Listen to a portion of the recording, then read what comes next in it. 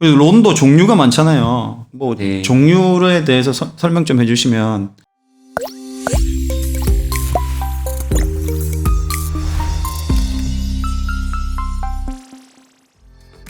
만약에 뭐 집을 살 수 있는 준비해야 될 최단기간이 어떤가요? 젊은 사람들이 나 집을 사야겠다 이제. 네. 그래서 나 이제 모기지 브로커분한테 전화해서 네. 이제 준비해야겠다. 네. 빠른 시내에 사야 되잖아요. 네. 그 준비하는 제일 짧은 기간이 얼마쯤 될까요? 준비 안 되신 분이 준비하는 게 3개월, 아까 3개월이라고 말씀하셨는데 뭘 준비하고 최소 3개월에서 네. 6개월 정도는 준비를 하셔야 되는 게 맞는데 아까 말씀드렸다시피 세 가지를 보거든요. 첫 번째는 데포짓이에요. 디포짓 제일 네. 중요하군요. 예. 요즘은 100% 데포짓 해주는 데는 사실 거의 없습니다. 은행권은 전혀 없고요. 네네네. 가끔가다 디벨로퍼가 자체 파이낸스 회사를 맞죠. 가지고 네. 100% 해주는 그런 네. 경우는 있는데 네. 일반 은행을 생각하시고 홈런을 네. 빌려야 되겠다라고 하시는 분들은 네. 첫 번째로 일단 데포짓을 모으셔야 돼요. 돈을 안 모으셨으면은 그때부터 모으셔야 되고 말씀드렸다시피 5% 데포짓 플러스 3% 피스 앤 차지 해갖고 최소 집값의 8%는 1차적으로다가 세이빙을 하셔야 되고요. 최소. 네, 네, 맞습니다. 네. 그 다음에 두 번째는 이제 워크 컨디션을 보는데 그 직장 이런 거 내가 자영업자일 경우는 ABN이 최소 18개월 이상 2년이 넘으셔야지 18개월 이상 홈런을 네. 신청하실 수 있는 네. 자격이 주어지시고요. 네. 그 다음에 내가 직장을 다니시는 분들은 풀타임이나 파타임 같은 경우는 최소 3개월 근무를 하셔야 3개월 되고 이상. 네. 예, 프로베이션 기간이 끝나셔야 돼요. 그렇지 않으신 분들은 일단은 기다리셔야 되고 캐주얼 같은 경우는 최소 6개월 근무를 하셔야지만 네. 그리고 프로베이션이 없다는 전제하에 그럴 경우에만 이제 홈런 어플리케이션을 진행하실 수 있는 자격이 주어지고 네. 그다음에 이제 캐릭터 부분에서 네. 이 부분은 정말로 다른 모든 컨디션이 다 갖춰져도 캐릭터가 안 되시면은 홈런이 절대로 안 나와요. 그 첫 캐릭터가 번째는 뭔가요? 네. 크레딧 디폴트. 그 우리나라로 말하면 개인 파산. 네. 네, 네. 그런 기록이 있으신 분들은 최소 5년에서 7년이 지나면은 그 기록 자체가 없어지거든요. 네. 그렇기 때문에 일단 개인 크레딧 인쿼리를 한번 해보시고요. 그거가 있으신 분들은 그거에 해당되시는 분들은 일단은 기다리시는 게 맞습니다. 그게 끝날 때까지 준비 기간이다라고 생각하시든 하시고 뭐 3년이든 5년이든 네. 그게 끝나서 없어질 때까지 기다리시고 그 사이에 뭐 돈을 최대한 많이 모으시면 네. 되지 않을까 싶습니다. 네. 그러다 보면은 나중에 집 사실 때 데포짓을 더 많이 하시면 원하시는 집을 하실 수가 있으니까요. 네. 그런 게 있고 그 다음에 또 하나는 이거가 요즘 또 많이 나오는데 네. 이제 말씀드렸던 어카운트 컨덕트인데 내가 크레딧 카드가 있어요. 그런데 크레딧 카드 문제는 문제. 예, 크레딧 카드랑 빌이 가장 큰 문제거든요. 두 가지 빌. 예, 두 가지 예를 들면은 제가 렌트를 살고 있었어요. 네. 그런데 이제 이 집에 살다가 이제 리스가 끝나서 다른 집으로다가 만약에 이사를 가셨는데 그러면서 왜 마지막 빌 이런 거 있잖아요. 전기값 네, 안 끊고 맞습니다. 가고, 안 내고 가고. 예. 전기세 뭐 이런 거 내셔야 되는데 네. 그거를 만약에 못 네, 네. 그러니까 그 전기 회사에 말씀을 하셔서 주소지를 변경해서 아니면 이메일로 받던해서 그 빌을 받아갖고 페이먼트를 하면 문제가 안 되는데 네, 네.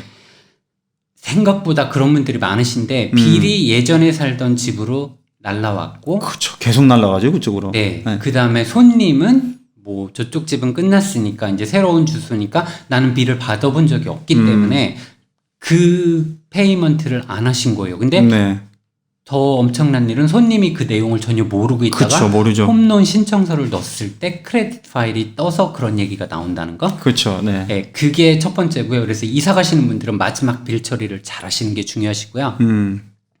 또 다른 한 가지는 크레딧 카드인데 제일 많이 커먼한 것이 그 크레딧 카드가 닫으실 때 카드를 닫으실 때 일반적으로 뭐 내가 카드 리미트가 6,000불이 있는데 3,000불을 쓰셨어요. 그래서 내가 3,000불을 다 갖고 카드를 닫았어요. 닫았다고 나는 생각하죠. 내가 예. 다 갚았으니까 닫았다라고 예, 생각하죠, 라고 보통. 생각을 하시는데 예. 그 다음 달에 뭐 25센트 아니면 맞아요. 55센트 맞아요. 이런 것들이 갑자기 또 이자가 발생되는데 네. 사실 카드가 닫히고 나면은 네. 그 인터넷 뱅킹에 이렇게 연결이 안 되고 딜링크 시키는 경우가 맞아요. 많거든요. 네. 그렇기 때문에 실질적으로 손님이 보실 수가 없으세요. 그래갖고 그 이자 발생돼서 비를 페이를 하셔야 되는데 그거를 모르시는 경우가 많고 그게 시간이 지나서 시작은 뭐 25센트, 15센트, 30센트, 뭐 10불 이렇게 시작하시지만 이게 복리로 매달마다 붙어갖고 굉장히 많이 올라가서 은행에서 시간이 뭐 한 서너 달 정도 지나서 카드 페이먼트가 안 돼서 그 카드가 프로즌이 됐다가 그냥 자체내로 클로즈 시키는 경우가 많거든요. 이런 경우에는 기록이 남아요. 그것도 기록이 뜨기 때문에 홈런 어플리케이션을 넣을 때 그 기록이 남고 그때 상황을 편지를 써서 설명을 해줘야 돼요. 내가 이런 상황에 이렇게 돼갖고 내가 비를 받지 못해서 페이를 못했다. 물론 금액에 따라 차이가 있는데요. 그렇죠. 네. 250불까지는 그래도 어느 정도 은행에서 설명을 잘 해주면 넘어갈 수도 있습니다. 네. 그리고 그런 작은 어카운트 콘덕트 2번이나 3번 정도까지는 인정해 주는 데가 있고 웬만한 큰 은행들은 그런 거 짤 없어요. 네. 절대로 안 해주거든요. 그런 경우도 있는데 금액이 일단 250불 넘어가는 금액은 확실히 문제가 됩니다. 홈런 받으시는데. 제가 그걸 당했군요. 클로즈는 안 시켰어요. 돈만 갖고. 클로즈 꼭 시켜야 돼요. 전화하셔서 클로즈 시켜달라고 하고 편지도 받으셔야 돼요. 네, 안 그러면 클로즈 안 돼요. 네. 네, 클로즈 레터 네, 받으시고요. 받으셔야 돼요. 네. 그 다음 달에 한 번 더 체크를 하시는 네. 게 맞습니다. 네. 최소한 은행에 전화하셔서 카드가 클로즈 됐는지. 편지 받았으면 뭐 체스할 수 있으니까 나중에 편지까지 꼭 받으셔야 돼요. 네. 맞습니다. 네. 이런 것들이 요즘에는 튀어나오는 거예요. 예전에는 사실 이런 게 안 튀어나왔어요. 왜냐면 서로 모르니까. 네, 뭐 맞습니다. 상관없으니까. 네. 네, 맞습니다. 그리고 이제 준비됐다. 네. 이제 집을 사야겠다. 집 보러 다닌다. 네. 그렇게 할 때 그래도 은행을 진행해야 되잖아요. 모기지를요. 맞습니다. 그래서 이제 그래도 네. 설사 지금 집을 보고 계시는 분들도 일단 저한테 연락이 오면 저 같은 경우는 우선 프리어프루브라는 걸 그렇죠. 추천을 해드리거든요. 네. 이 프리어프루브를 먼저 받으시면은 그 프리어프루브는 최소 3개월 유효하시고요. 그 다음에 한 번 더 연장이 가능하셔서 맥시멈 6개월까지는 프리어프루브를 사용하실 수가 있고 네. 저는 손님들이랑 추천을 할 때 내가 50만 불짜리 집을 보고 있습니다라고 하는데 프리어프루브를 넣으실 때는 이분께서 소득이 높으셔갖고 보로잉 파워가 50만 불이 넘는다라고 하면은 그러면 저는 아주 맥시멈까지는 아니지만 한 80에서 90% 정도까지 론 자체를 끌어올리거든요. 네. 그 이유는 프리어프로브를 받으셨는데 받으시고 나중에 이제 막상 집을 보실 때 더 비싼 거 봐요. 네. 생각보다 그런 분들 많으세요. 다해요. 네. 네. 집을 보시다 보니까 지금 50만 불 때는 사실 집 컨디션도 그렇고 네. 내가 원하는 게 안 되니까 뭐 10에서 15만 불, 뭐 20만 불 쉽게 막 뛰시는 분들이 많으세요. 그래서 네. 프리어프로브를 받으실 때는 최대한 받으실 수 있는 만큼 그래도 많이 받으시고 그렇게 하면 좋은 이유가요. 나중에 본 어플리케이션이 들어갔을 때 론 금액 자체가 더 프리어프로브 받으신 것보다 커지면 심사하는데 다시 모든 걸 다시 다 해야 되거든요.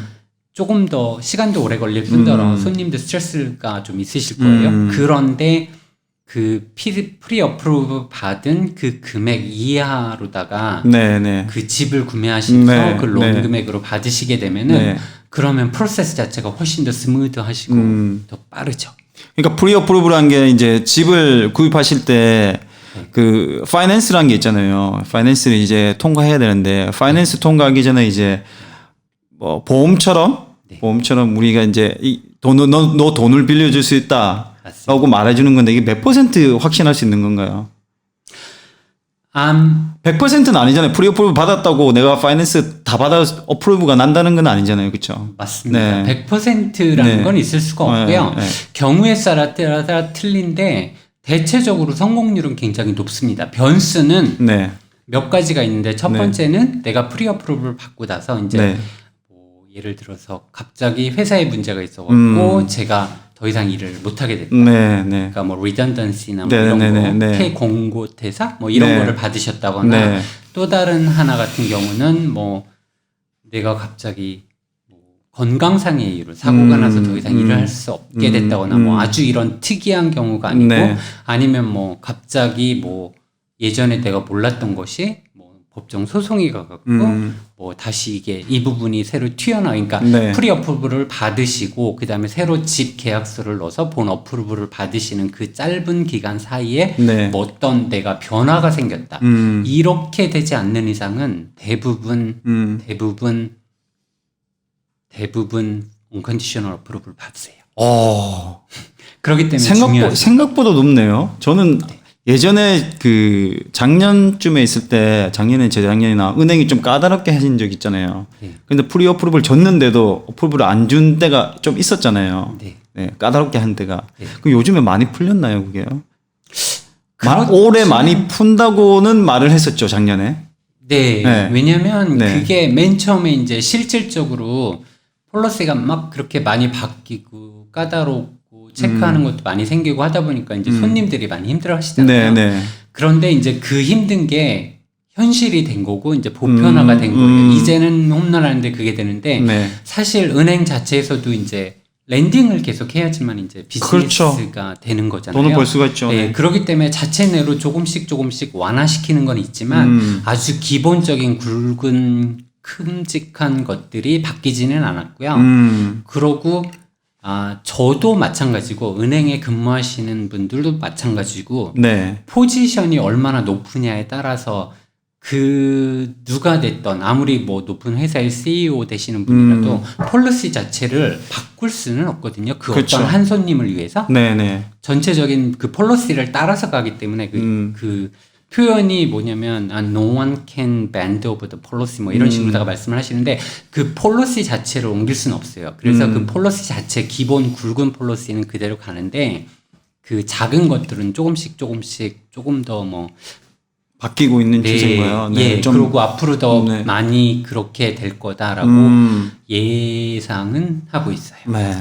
그리고 론도 종류가 많잖아요. 뭐 네. 종류에 대해서 설명 좀 해주시면 뭐 첩집 사는 사람들은 그냥 자기 집 살려고 돈 사는 그 론 하는 거고 퍼스트 홈 바이어 같은 경우는 네. 그리고 집 하나 있으신 분은 인베스트먼트 사시는 거고 네. 리파이낸스도 있고 네. 거기에 대해서 또 설명 좀 한번 해주십시오. 예, 알겠습니다.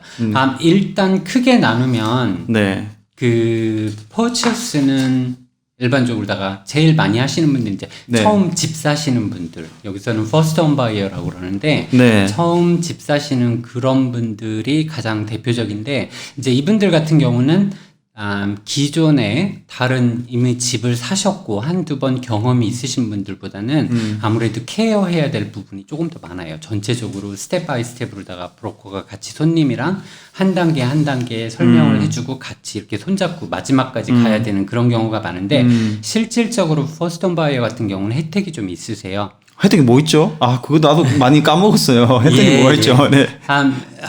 일단은 첫 번째로요. 네. 그 집값이 얼마냐에 따라 틀린데 집값이 50만 불 이하일 경우는 트랜스퍼 듀티가 면제가 되시고요. 그다음에 파이낸스에 대한 스탬 듀티로 말씀하신 거죠. 트랜스퍼 듀티. 집값에 대한 집값에 대한 거. 네, 네. 맞습니다. 집값에 대한 트랜스퍼 듀티가 50만 불 이하는 제로고요. 그다음에 50에서 75만 불까지는 컨세션이라고 디스카운트를 받으시고요. 75만 불이 넘어가시면 고가기 때문에 트랜스퍼 듀티에 대한 면제는 없습니다. 그리고 또 한 가지는 요즘 많이 하시는데 그 새로 새 집에 대한 랜드를 사셔서 집을 짓는다거나 아니면 새로 지어진 집을 사실 경우에는 그 주정부에서 퍼스트 모너스 그란트라고 그래갖고 15,000불을 받으실 수 있고요.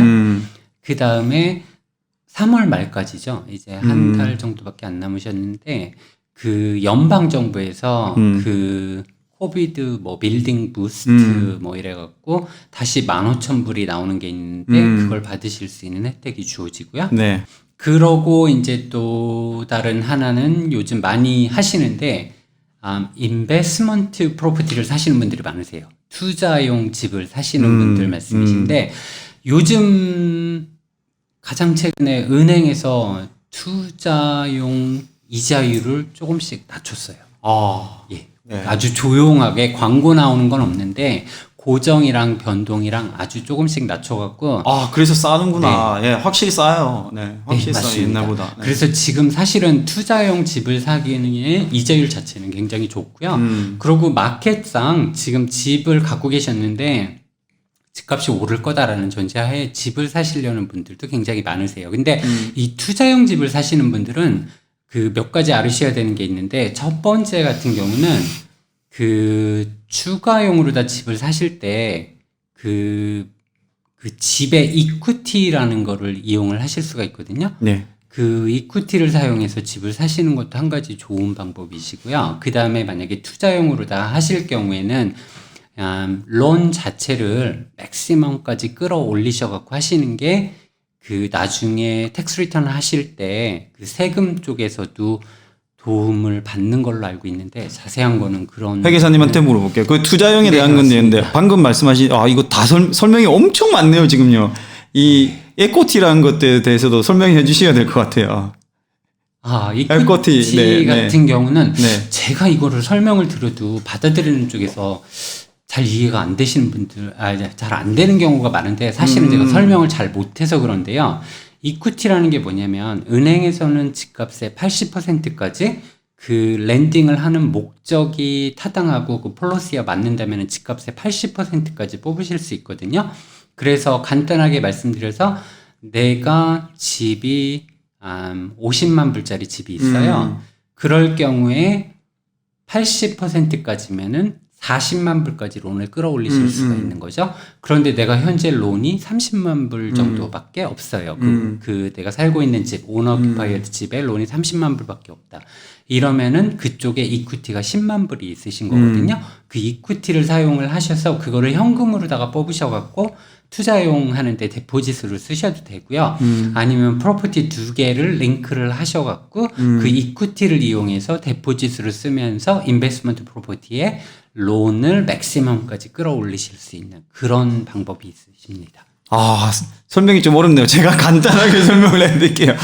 죄송합니다. 50만 불짜리 집을 샀어요. 여기 10년이 지나서 밀리언이 된 거예요. 그러면 50만 불이 더 오른 거죠. 마켓의 밸류가. 그러면 은행이 이제 밸류에이션을 할 거예요. 이 집값이 얼마나 될까? 50만 불에 나 10년 전에 샀는데 지금은 밀리언이에요. 그럼 그 50만 불에 대한 돈을 쓸 수 있다는 거예요. 그걸 에쿼티라고 그래요. 예를 들어서 그게 만약에 인트레스트가 픽스드로 이자만 냈다고 치면 원금은 하나도 깎인 게 없다 치면, 원금 깎인 거는 이제 원금 깎인 거 쓰실 수 있을 거예요. 나중에도 밸류에이션 하면. 원금 깎인 걸 없다고 생각하면 50만 불이 제가 이코티가 있는 거예요. 그걸 가지고 디포짓도 하고 뭐 다 쓸 수 있는 그걸 에코티라고 그럽니다. 네. 그리고 요즘 또 다른 하나는 이자율이 떨어지면서 리파이낸스 그렇죠. 하시는 분들이 리파이낸스 많으세요. 많죠. 네. 그리고 네. 은행마다 지금 리파이낸스 프로모션이 엄청나요. 광고 다 많이 보셔서 아는데 네. 첫 번째 요즘 제일 좋은 거는 은행에서 하는 캐시백 오퍼가 상당히 생각보다 높으세요. 그래서 모 은행 같은 경우는 4,000불? 4,000불이요? 네. 리파이낸스 하시면 일단은 캐시백 오퍼가 4,000불이 와. 4,000불 받으실 수 있고, 네.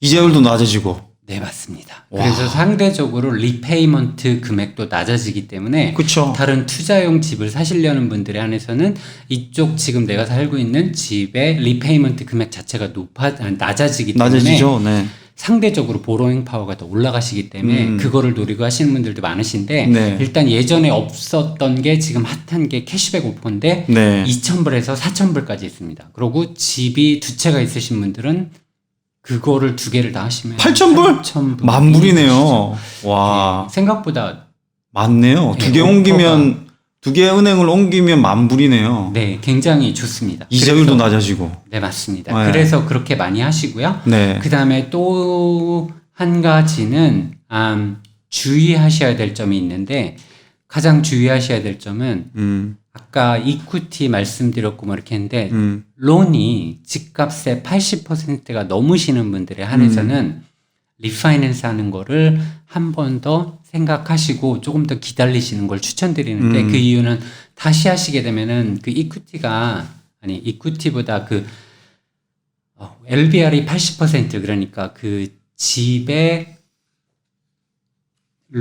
집값의 집값 대비 론 금액이 80%가 네, 넘으시는 분들은 그쵸, 네. 리파이낸스를 하시게 되면은 렌더스 모기지 인슈런스라는 걸 또 또 내죠. 내셔야 돼요. 네. 그렇기 때문에 차라리 그냥 갖고 계신 거를 그대로 끌고 가시고 페이를 하셔서 론 금액을 낮추시거나 아니면 집값이 오를 때까지 기다리시는 걸 추천드립니다. 투자용에 대한 것에 그런 거죠. 자기가 집이 있는데 그 투자용을 사실 때 이꼬티를 쓰면 그렇다는 거죠. 아니요, 그거는 리파이낸스도 리파이낸스도 모든 포함되죠. 리파이낸스는 다 그렇게 네. 적용되고 있습니다. 오너 오큐파이어가 됐던 인베스트먼트가 프로퍼티가 됐던 일단은 이퀴티 자체가 좀 있으신 분들이 리파이낸스를 하시면은 지금 현재는 이자율도 낮고 상대적으로 리페이먼트 금액도 작아지고 좋아져야죠. 이렇게 하는 것들이 있기 때문에 좋으시고요. 그 다음에 마지막으로 네. 말씀드리는 거는 요즘 컨스트럭션 론이 되게 핫하신데 네. 그 랜드 플러스 빌드 이래 갖고 그 집을 그러니까 랜드를 구매를 하시고 그 위에다가 이제 내가 원하는 집을 지으시는 경우인데 요즘 제가 이걸 하시는 분들이 많은데 그분들이 가장 힘들어 하시는 분들이 론도 가능하시면 20% 데포짓을 하시면 좋은데 론 금액을 떠나서 데포짓을 얼마 하느냐를 떠나서 내가 돈을 어느 정도는 손에 이렇게 가지고 계신 게 좋습니다. 그 이유가 집을 지으실 때 튀어나오는 변수가 있어서 추가적으로 생각지 못한 예상된 돈이 의외로 들어가는 경우가 있어요. 그래서 내가 갖고 있는 돈을 100% 다 쓰고 그걸로다가 맥시멈 하셔갖고 그 집 구매를 하셔갖고 이제 집을 지으시는데 예를 들어서 소일 테스트를 했는데 땅이 너무 무르다거나 뭐 이런 또 다른 뭐 이런 그 변수가 생기시면 상대적으로 추가 돈이 더 필요하거든요. 이제 그거를 하실 수 있는 준비가 어느 정도는 되신 분들이 이거를 그러니까 랜드 플러스 빌드 론을 하시는 게 더 맞다고 생각합니다. 궁금한 게 하나 있는데요. 네. 이게 랜드를 사서 빌딩을 지으신 분이 있어요. 네. 그러면 둘 다 모기지가 들어갈 수가 있나요? 랜드에 만약에 랜드가 살 때 예를 들어서 랜드가 40만 불에 판다. 네. 그러면 랜드를 살 때 그게 모기지를 받을 수 있잖아요. 네, 맞습니다. 그러니까 나는 20%니까 8만 불만 있으면 네. 이제 다른 금액은 32만 불 빌려서 랜드를 샀다. 네. 그리고 또 이제 빌딩을 지어야 되잖아요. 네. 빌딩에 대한 네. 또 모기지를 또 받을 수 있잖아요. 20%를 넣고 80% 빌리고. 네, 이건 맞습니다. 어떻게 진행되나요? 아, 따로따로 했을 때 내가 랜드 사고 1년 후에 다시 빌딩을 지을 때 또 돈을 빌리는 거. 이 모기지도 있고 이 모기지도 있고. 네, 네, 맞습니다. 그렇게 되잖아요. 네. 네. 지금 질문하신 그런 경우는 일단 랜드를 먼저 사시면 네. 그 랜드에 대한 론을 먼저 받고요. 그렇죠. 네. 네. 그 다음에 1년 후에 이제 내가 빌딩 픽스 컨트랙트가 나오면 네, 네. 그때 다시 그 컨트랙트를 바탕으로 해갖고 다시 론을 받으실 수 있습니다. 두 가지 론이 되나요, 그러면? 네, 맞습니다. 근데 예를 들어서 내가 빌딩에 대한 이제 랜드는 샀다. 네. 그리고 랜드는 사서 이제 80% 빌려서 이제 갚고 있는 중에 1년 동안 갚아가는 거예요. 네. 이제 빌딩을 이제 지으려는데 10%밖에 디포짓이 없어요. 네.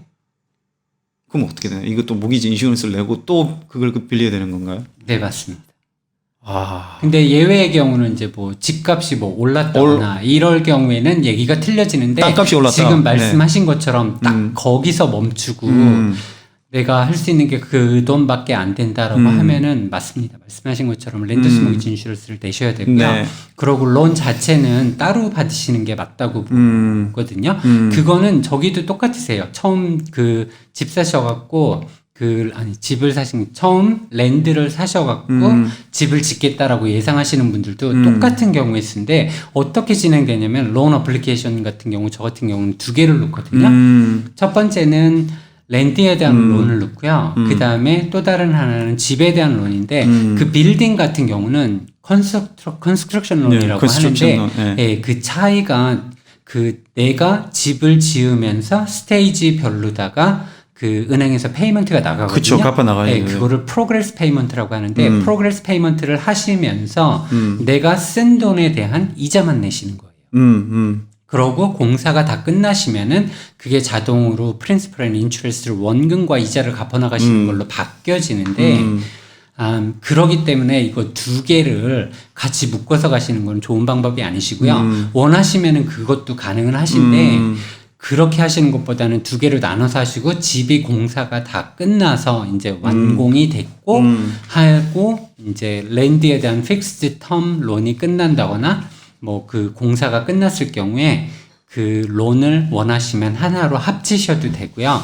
아니면 기존에 있는 대로 두 개로 나누어서 끌고 가셔도 되고 그거는 손님 마음이시지만 예 공사 랜드를 사서 집을 공사를 하시고 공사가 끝날 때까지는 그 론을 두 개로 나누셔갖고 따로 갖고 가시는 게 그쵸, 훨씬 손님한테 싸네요. 좋습니다. 네, 예. 랜드가 안 붙으니까. 네, 맞습니다. 근데 이게 만약에 공사가 길어져서 1년, 2년이 되잖아요. 네. 그럼 이자를 계속 나가야 되는 거잖아요. 거기에 대한 네, 거. 맞습니다. 스테이지별로 돈을 낸 거에 대해서. 네, 맞습니다.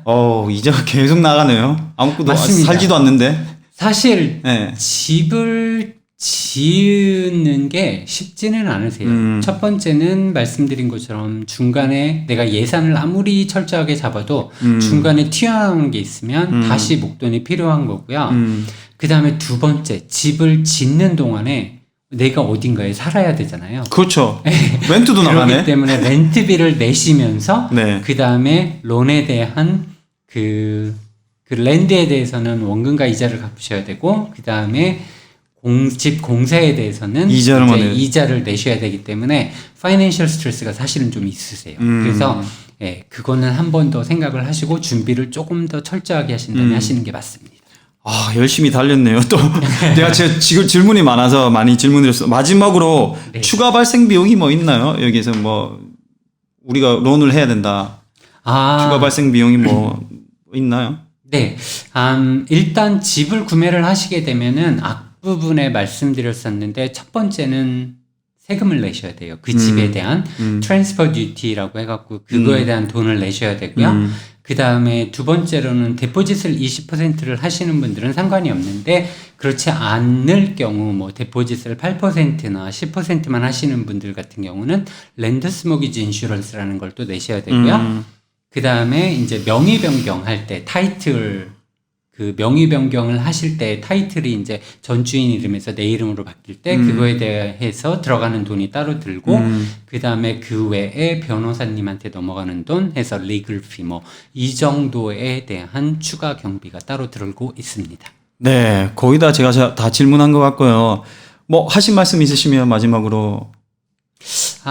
짧은 시간에 네. 많은 정보를 드렸는데 네. 아무래도 제일 중요한 거는요. 네네. 일단 집을 사시려고 하시는 분들 같은 경우는 내가 집을 사야 되겠다라는 시점은 꼭 브로커를 사용을 안 하셔도 되는데 뭐 브로커를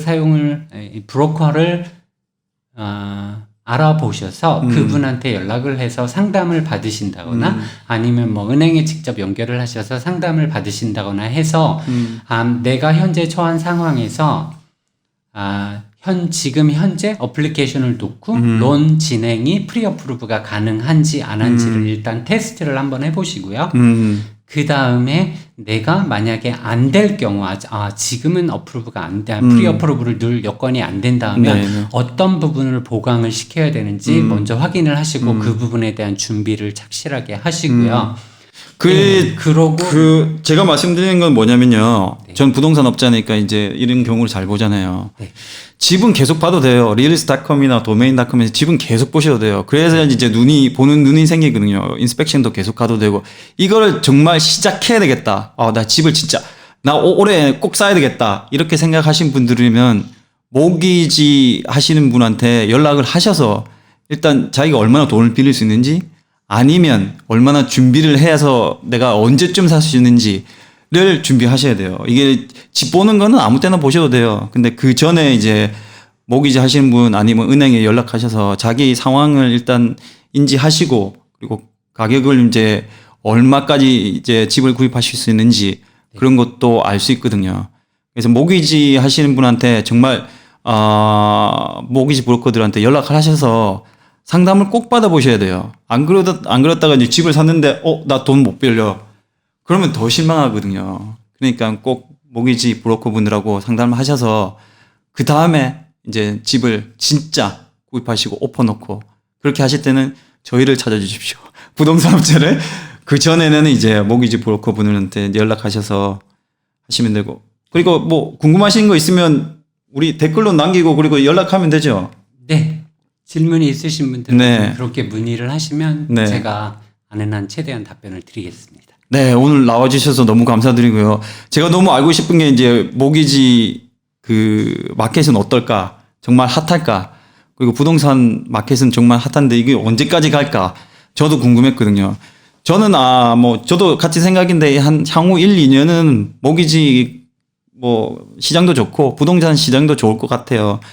그런데 그래도 꼭 이제 모기지 브로커 분들과 상담해 보시고 부동산 업자들하고 또 상담해 보시고 그리고 이제 집을 꼭 구입하셨으면 좋겠습니다. 저희가 또 준비한 이 자료들이 정말 도움이 됐으면 좋을 것 같고요. 다음에 또 한번 나와서 궁금한 거 있으면 저희가 또 정리해서 알려드리면 또 설명 한번 해주십시오. 예, 알겠습니다. 감사합니다. 네, 감사합니다. 오늘도 이렇게 호돈이 시청해주신 분 너무 감사드리고요. 다음에 또 다른 컨텐츠로 찾아뵙도록 하겠습니다. 감사합니다.